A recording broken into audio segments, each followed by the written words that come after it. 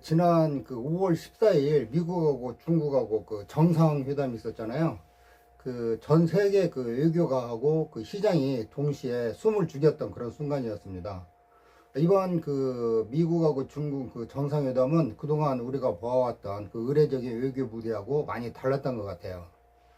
시진핑 주석이 트럼프 대통령을 마주한 자리에서 투키디데스의 함정이라는 협박에 가까운 단어를 직접 꺼내 들었습니다.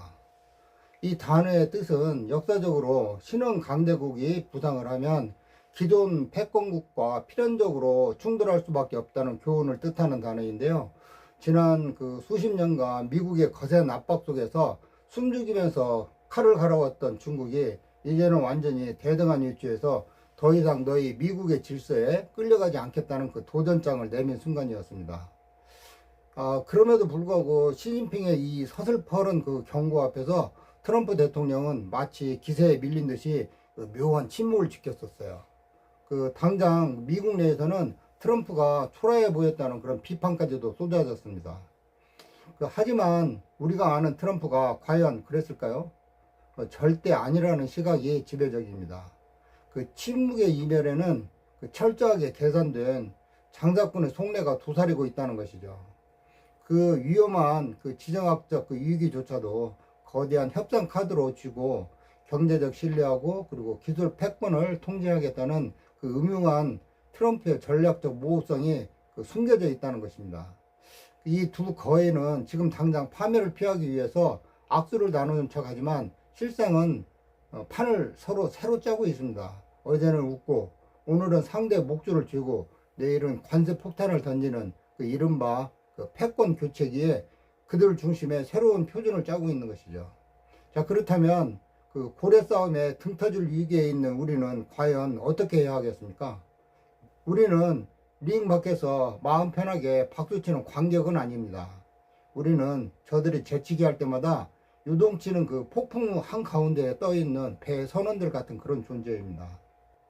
오늘 강의에서는 이 거인들의 은밀한 타협이 우리 경제와 그리고 핵심 산업에 어떤 영향을 미칠지 그 현실을 상세하게 분석해 보려고 합니다. 나아가서 이 예측 불가능한 시대에 우리가 지켜야 할 생존 전략은 무엇인지 지금부터 슬라이드를 통해서 하나씩 파헤쳐 보겠습니다. 자, 그럼 시작하겠습니다. 지난 5월 14일에 미중 정상회담은 단순한 외교 행사가 아니었습니다. 이 자리에서 시진핑은 외교적 수사를 넘어서는 노골적인 그런 긴장감을 나타내는 말을 했는데요. 화두로 던진 말이 투키디데스의 함정이라는 말이었는데 이 말의 숨은 의미를 한번 살펴보도록 하겠습니다. 시진핑이 이 한 말은 이제 더 이상 미국의 눈치를 보지 않는 중국이 되었다는 자신감을 나타내는 겁니다. 환대 대신 경고를 선택한 회담장의 분위기는 굉장히 냉랭했습니다. 보듯이 신흥 패권 국가하고 기존의 패권 국가가 서로 전쟁을 하게 되면 둘 다 망하니까 적당한 선을 지키면서 서로를 존중해 주자, 이러한 경고에 해당되는 그런 발언이었습니다. 과거 9년 전 2017년도에 미중 정상회담 때하고의 차이를 한번 살펴보면 2017년에는 협력적인 패권과 화려한 환대가 있었습니다. 그래서 당시 트럼프의 반응은 중국을 사랑한다, 이러한 화려한 환대를 했었죠.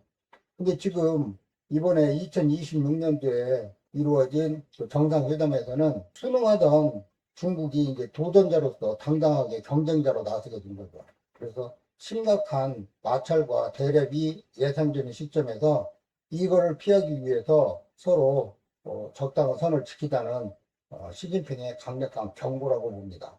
이 투키디데스의 함정이라는 말은 고대 그리스 펠레폰네소스 전쟁에서 유래를 했는데 기존 패권 국가하고 신흥 강국이 필연적으로 충돌을 일으킨다는 그런 이론입니다. 그래서 이런 역사적 비극을 피하려면 명분이 필요하다는 얘기죠. 그러면 2026년에 중국은 무엇이 달라졌는지 한번 살펴보겠습니다. 중국은 GDP를 이미 미국을 추월을 했고 2025년도 국방 예산이 2,500달러를 도달을 했습니다. 그리고 해군 규모에서도 보면은 이미 세계 최대의 규모를 자랑하고 있는 것 같습니다. 그래서 이렇게 그 실질적인 힘이 바탕이 되었기에 나올 수 있는 그런 발행이었습니다. 미국의 접근법도 바뀌었습니다. 9년 전 트럼프 행정부는 단순히 미국 무역 적자를 줄이는 데 집중을 했는데 지금은 반도체를 비롯한 핵심 기술 패권과 동맹국 중심의 공급망 재편이 그 핵심 목표가 되었죠. 그래서 지금은 그 무력이 아닌 경제와 기술로 중국의 그 목을 조르겠다는 그런 전략입니다. 시진핑은 양면적 메시지를 전달을 했는데요. 투키디데스 함정과 함께 그 인류 운명 공동체라는 말도 강조를 했습니다. 이것은 그 미중 간의 구조적 충돌을 피할 수는 없지만 그것을 파멸적인 전쟁이 아니라 통제 가능한 경쟁 수준으로 관리하겠다는 그런 뜻입니다. 두 거인이 그 게임의 새로운 틀을 짜고 있는 것이죠. 가장 그 민감한 주제는 역시 대만이었습니다. 시진핑 주석은 대만 독립은 곧 전쟁이다 라는 아주 노골적인 표현을 썼습니다. 이런 그 노골적인 표현에도 불구하고 트럼프는 굉장히 그 차분한 모습을 보였죠. 과거보다도 훨씬 강경한 태도로 미국한테 그 무기 판매를 하지 말라고도 요구를 했고, 중국 입장에서 그 대만은 어떤 타협도 불가능한 절대적인 핵심 이익이라고 생각을 합니다. 그래서 시진핑은 대만 독립은 곧 전쟁이다. 이러한 그 시진핑의 그 강력한 경고에도 불구하고 트럼프는 침묵으로 일관을 했습니다. 이 트럼프의 계산된 그 침묵의 내용은 중국의 그 강경 발언에 대해서 직접적으로 반박하고 회피하기, 경제적 실리를 취하기 위한 전략적인 그 모호성을 띠게 한 거죠. 대만을 협상 카드로 활용하려는 그런 의도로 보입니다. 그러니까 이런 트럼프의 접근법은 그 미국 내 보수 강경파들의 그 반발을 사고 있습니다. 중국이 너무 유약하다는 그런 비판을 들었어요. 트럼프 대통령은 이 부담을 덜기 위해서 단독으로 행동하기보다는 일본, 호주, 필리핀 등그 인도 태평양 동맹국들의 그 결속을 다지기 위해서 혼자 싸우지 않겠다는 그런 신호를 보내기도 하고 있습니다. 군사적 충돌을 피해야 된다는 것은 미국이나 중국 공동의 그 이해관계입니다. 그래서 현안 중심의 그 대화 창구를 유지를 하자. 그래서 거인들은 타협을 하기로 결정을 한 겁니다. 하지만 그 본질적인 문제가 해결된 게 아니고 상당히 그 불확실성이 내재된 잠정적인 평화 협정에 불과한 거죠. 이제는 이제 그 중국과 미국의 관계는 뒤로 하고 우리 이야기로 넘어가 보겠습니다. 과거 한국은 미국과 중국 사이에서 적당한 그 줄타기를 하면서 경제적 실리를 조금씩 챙겨왔죠. 하지만 이런 그 전략적 모호성이 이제 통하던 시대는 이제 끝나가는 것 같습니다. 두 거인이 이제 룰을 바꾸면서 이 시점에 자칫하면 우리가 상당히 큰 피해를 입을 수도 있습니다.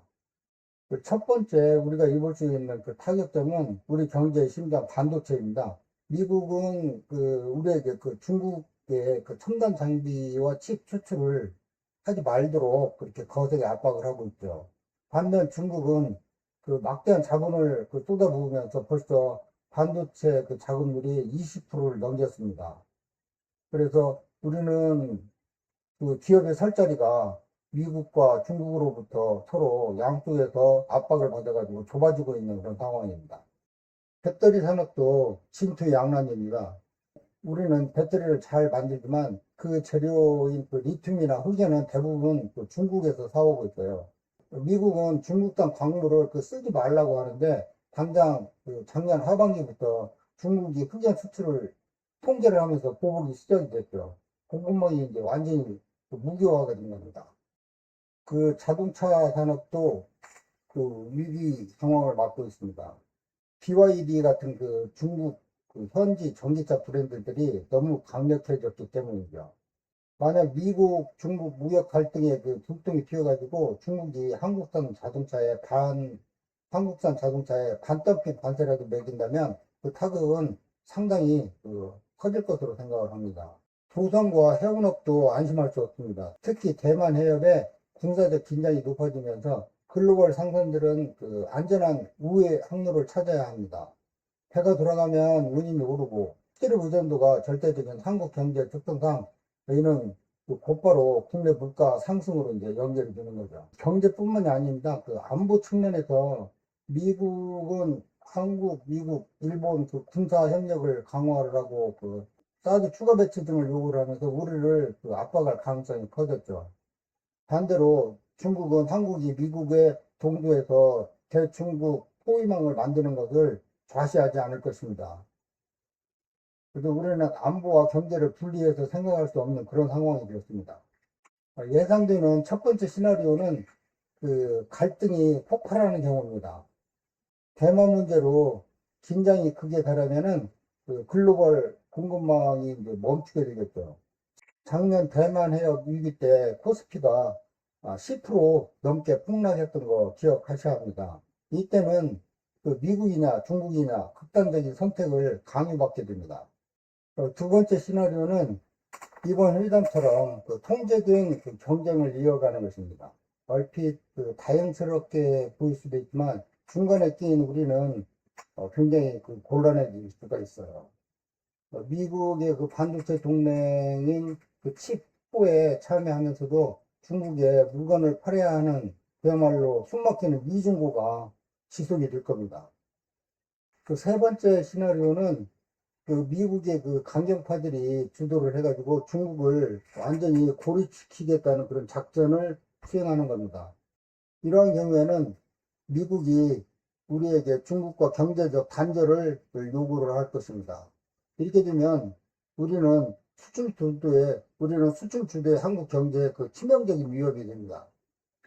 그렇다면 우리는 어떻게 살아남아야 할까요? 첫 번째는 시장 다변화입니다. 너무 당연한 말 같지만 이제는 그 생존의 문제입니다. 미국과 중국에 쏠린 그 의존도를 낮추고 인도나 동남아, 베트남 같은 신흥시장을 개척을 해야 됩니다. 단기적으로는 출혈이 있더라도 경제적 체제를 완전히 바꿔나가야 할 그런 때입니다.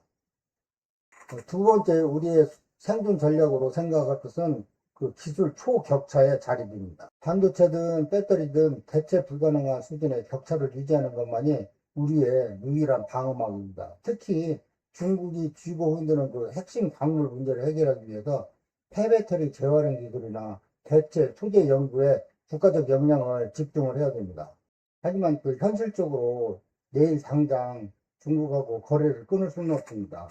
우리 기업들이 이미 중국 공급망에 깊숙이 얽혀 있기 때문입니다.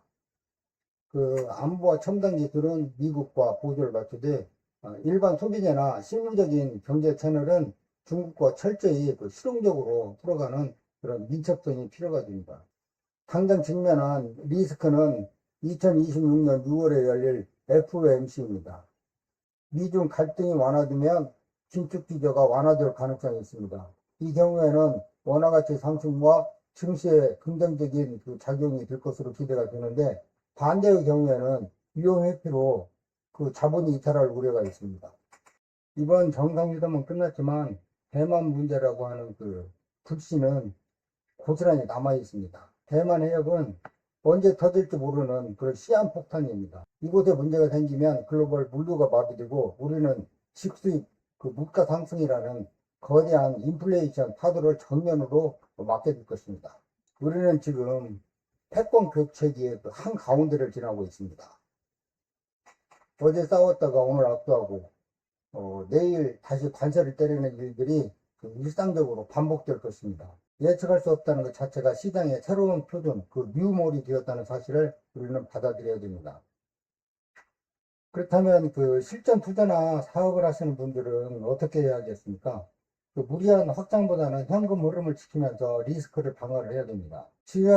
지정학적 뉴스에 그 기민하게 반응하고 공급망을 선제적으로 다변화하는 기업인지 아닌지 그런 기준으로 투자 대상을 선별하는 것을 권해드립니다.